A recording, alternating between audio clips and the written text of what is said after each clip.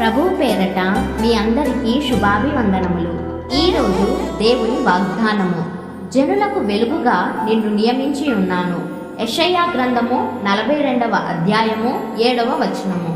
ప్రియ సహోదరి సహోదరుడా, మన దేవుడు నిజమైన నిత్యమైన వెలుగై ఉన్నారు. ఆయన బిడ్డలమైన మనం కూడా అలానే చీకటిలో ఉన్న వారికి వెలుగును చూపించాలని దేవుడు మనల్ని నియమించి ఉన్నారు. యేసు ప్రభువు ఈ లోకానికి వెలుగై ఉన్నారు. ఆయనను ఎవరైతే విశ్వసించి వెంబడిస్తారో వారు చీకటిలో నడవకుండా జీవపు వెలుగు కలిగి ఉంటారని పరిశుద్ధ గ్రంథం సెలవిస్తుంది. యోహాను వెలుగై ఉన్న యేసు ప్రభువును గూర్చి సాక్ష్యమిచ్చుటకు సాక్షిగా వచ్చాడు. కాబట్టే స్త్రీలు కనిన వారిలో ఇతని కంటే గొప్పవాడు లేడని ప్రభు చెబుతున్నారు. మనం కూడా యేసయ్యను గూర్చి అందరికీ తెలియజేసే వారముగా ఆయనకు సాక్షులుగా జీవించాలి.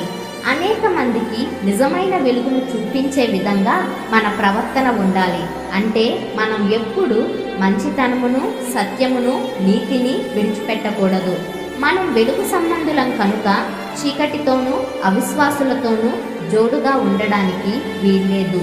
చీకటిలో నుండి ఆశ్చర్యకరమైన తన వెలుగులోనికి మనల్ని నడిపించిన దేవాది దేవుని యొక్క కీర్తిని, గుణాతిశయములను ఎల్లప్పుడూ అందరికీ తెలియజేస్తూ ఆయన సొత్తైన ప్రజలుగా మనం ఉండాలి. దీపస్తంభాలు శబ్దం చెయ్యవు, కానీ అనేక మందికి దారిని చూపించే వెలుగునిస్తాయి. కాబట్టి మనం కూడా మన క్రియల ద్వారా, ప్రవర్తన ద్వారా, కృపాసహితమైన మాటల ద్వారా అనేక మందికి యేసయ్యను పరిచయం చేసి నిజమైన వెలుగును అనేక మంది జీవితాలలో నింపగలుగుతాం. కనుక మన చుట్టూ ఉన్న వారందరికీ వెలుగునిచ్చే జీవితం మనం జీవించులాగున దేవునికి ప్రార్థిద్దాం. ప్రార్థన. తేజోమయుడా, నిజమైన వెలుగు, ప్రతి మనుష్యుని వెలిగించు వెలుగు, నీకు వందనాలు అయ్యా. ఈ లోకానికి వెలుగుగా వచ్చిన తండ్రి, చీకటిలో ఉన్న వారికి వెలుగునిచ్చి వారి జీవితాలు వెలుగుమయం చేస్తున్న దేవా, నీకు స్తుతులు అయ్యా. నీవు మమ్మును వెలుగుగా నియమించావు కనుక మా క్రియలు, మా ప్రవర్తన అంతటా నీ గూర్చి సాక్ష్యమిచ్చేవి, అనేక మందిని నీ వైపుకు త్రిప్పేవిగా ఉండులాగున సహాయము చేయుమని యేసు నామములో ఈ ప్రార్థన అడిగి వేడుకొనుచున్నాము తండ్రి. ఆమేన్.